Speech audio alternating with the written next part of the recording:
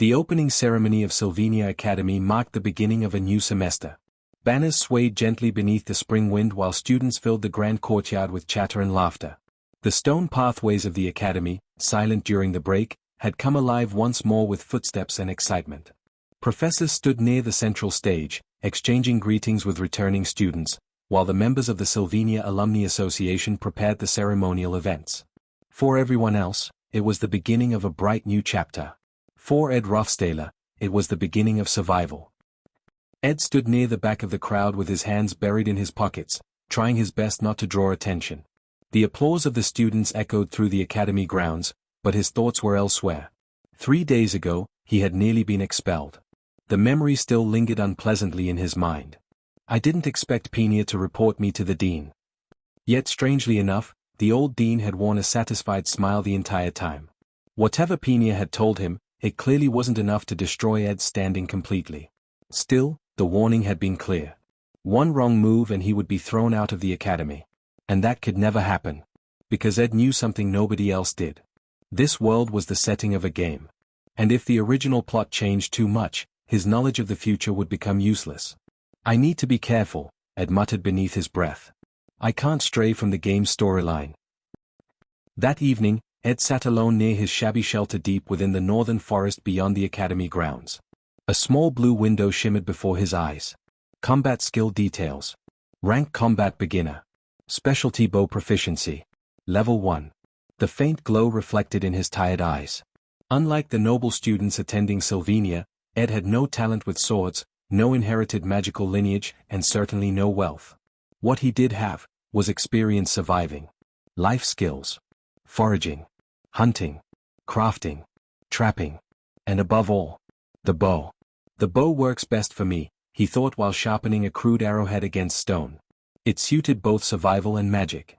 If he could improve his crafting skills enough to create high-quality arrows, then eventually he could imbue them with mana or elemental effects. At least, that was the plan. The problem was that Ed himself possessed almost no elemental affinity. Fire, ice, wind, lightning. None of them came naturally to him. Which meant he would need another way to survive the disasters waiting ahead. Ah. So you're Ed Rothstaler. A cheerful voice suddenly echoed through the trees. Ed froze. A girl with long pink hair stepped lightly through the forest clearing as if she belonged there more than the animals did. Tiny particles of mana drifted around her like glowing fireflies. The moment Ed recognized her face, his stomach sank. Yennecar Pale Rover. The top student of the second-year magic department. A genius elemental mage. And one of the most important characters in the entire game. Yennecar smiled brightly and approached without hesitation. I'm Yennecar Pale Rover. Marilda told me about you. Marilda? The high-ranking spirit protecting this forest, she answered casually. She said an interesting human suddenly appeared here. Ed immediately felt nervous. Spirits. Of course.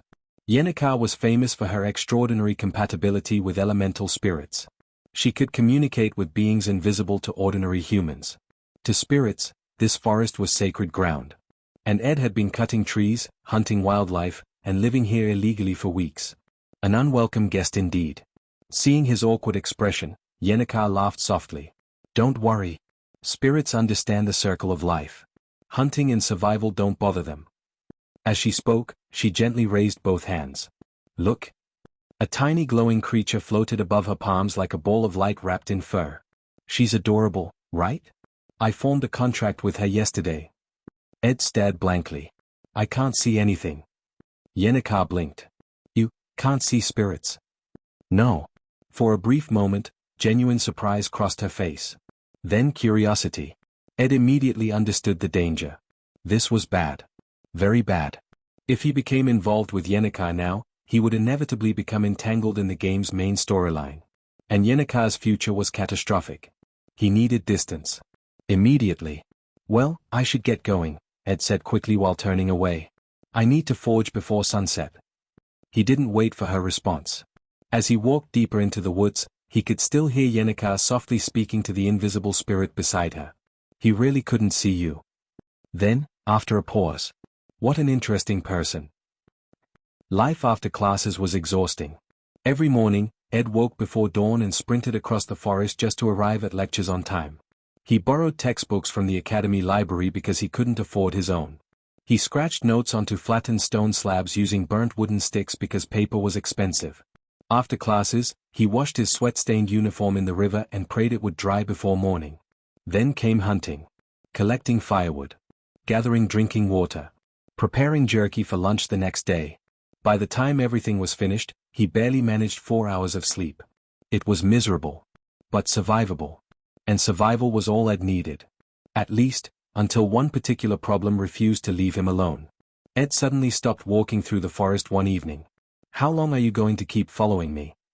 A startled yelp came from behind a tree. "What? You knew?" Yenneker awkwardly stepped out from hiding. Ed sighed deeply.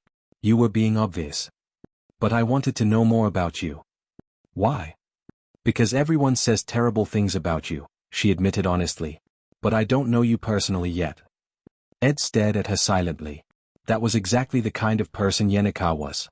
Gentle, open-hearted, dangerously sincere. And because Ed knew her future, he couldn't simply ignore her kindness.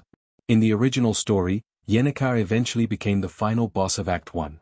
The cheerful girl standing before him would one day collapse under overwhelming despair. And among everyone at the academy, she was the only person who genuinely smiled at Ed Rothstaler. That made things difficult. Very difficult. So Ed chose the cruelest option available. "Yenneker," he said carefully, "can I ask you for a favor?" Her eyes brightened instantly. "A favor?" "As you can see, I'm broke. Completely broke. Since I was disowned, I've been desperate lately." He hesitated intentionally before continuing. "So, could you lend me some money?" Silence. Yenneker froze. Money. That single word struck directly at her weakness. Though she was a top student with a full scholarship, Yenneker came from a poor farming family.